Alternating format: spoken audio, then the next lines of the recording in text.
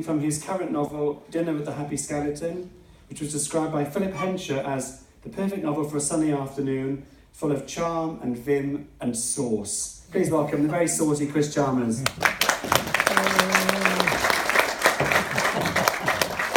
Thank you, Paul. It's great to be back. Larry. Dinner with the Happy Skeleton is the story of Dan, the advertising man, who gets made redundant just before his 40th birthday. He decides to take the summer off to recalibrate his life and seek closure on an incident from his past, which he blames for the unbridled shame of his love life. It's set just after the turn of the millennium, and I only point that out because there's a bit in the part I'm going to read that talks about people smoking indoors in a bar. And if I was up here, if I was down there listening and you were up here reading, I would be thinking, well, I don't think that would happen. The story takes Dan in and out of bars, bedrooms and empty back gardens all over Europe. But in this bit, he's in London's Theatreland, waiting for a friend. The following Thursday, I'm in the West End, sweating. Following an email tip-off from Gina, I've wangled 2 freebies for the opening night of Brenda Allen's one-woman show. Brenda Allen was in The Sunshine Girls, a geriatric precursor to Sex and the City from the days when American sitcoms were still coy as a carp. All sharp one-liners and innuendos, minus references to clitoral stimulation. The waspish wit of The Sunshine Girls made it a big hit with the Brotherhood, and surprise, surprise, they're out in force tonight. I'm waiting under the theatre awning for Sandra, who's got a green card from her husband. It's the first time I've seen her in weeks. Her family life abhors a vacuum, and since she's given up work, a never-ending round of school runs, scout meetings, judo and fencing lessons have expanded to fill it. It is 10 minutes to curtain up before she and her enormous handbag scurry into view. She's wearing a purple crushed velvet top and black pedal pushers, and like me, she's glowing. "Hello, love," she says, with a peck. "Oh, it's too hot to get ponced up for a premiere, isn't it?" "Tell me about it," I say. "This is the first time I've had trousers on in months." Oof, she laughs dirtily. "Still on the net then?" "I mean long trousers, cheeky. I'm on a bigger belt hole too, damn it. Nothing lulls you into a false sense of midriff security like a summer in elasticated waists." "Come on," I say, "let's find our seats." We squeeze through the foyer, which is mobbed with a mix of oldies in evening wear and a younger crowd in not-so-smart casuals. A notice taped to the box office window says, "Tonight, sold out," and from behind the window, a girl with ginger hair and matching glasses is talking to a pair of flushed Americans. Struggling through the smoky little bar, we take our seats in the stalls. Row F smack in the middle. Good old Gina and her box office mafia. "Blimey," says Sandra, popping up from stowing her bag under the seat. "That's what's her name." And she's right, it is. In fact, the whole place is B-list central, with a goodly smattering of soap stars and TV presenters taking their places beside the A-list gays. The Sunshine Girls is the kind of show gay men of a certain age have in a box set at the back of the cupboard. Not regular viewing, but a good standby for a nostalgic chortle. When the chimes go and a voice announces 2 minutes to showtime, 2/3 of the seats are already empty. It is see and be seen night, so the in-crowd cling to the bar till the bitter end. At 5 past curtain, they're still milling in through the side doors, meeting the programme sellers cajoling with glazed indifference. "Look at him," whispers Sandra. She's in her element, swivelling like a weathercock. I follow her eyebrows to the row behind. The man taking his seat is a game show host and old-school raconteur, here with his Thai ex-beauty queen wife. They're both dolled up like Oscars night, but it's hard to get a decent look when they're right behind us. We're under starters' orders.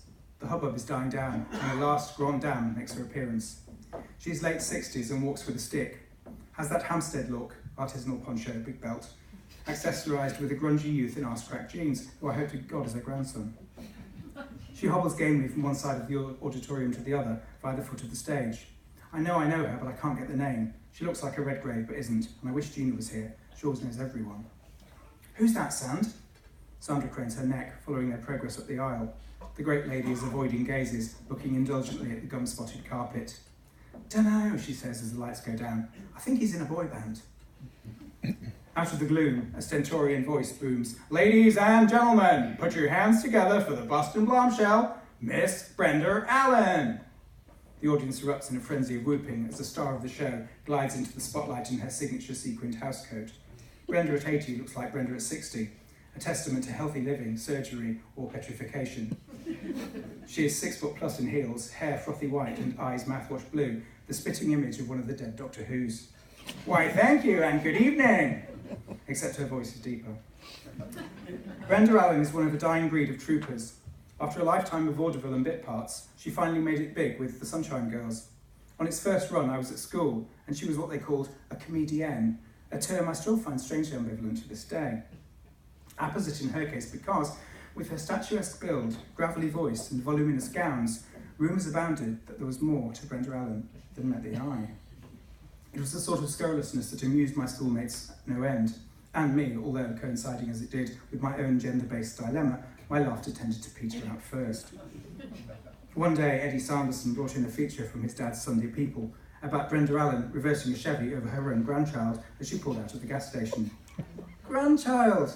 Then she must have had kids! And so, with perverse pubescent logic, those rumours were laid to rest.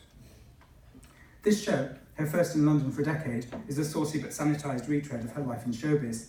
She tells a few gags, sings a few songs, all accompanied by her oldest, dearest friend, Morgan Goldbloom.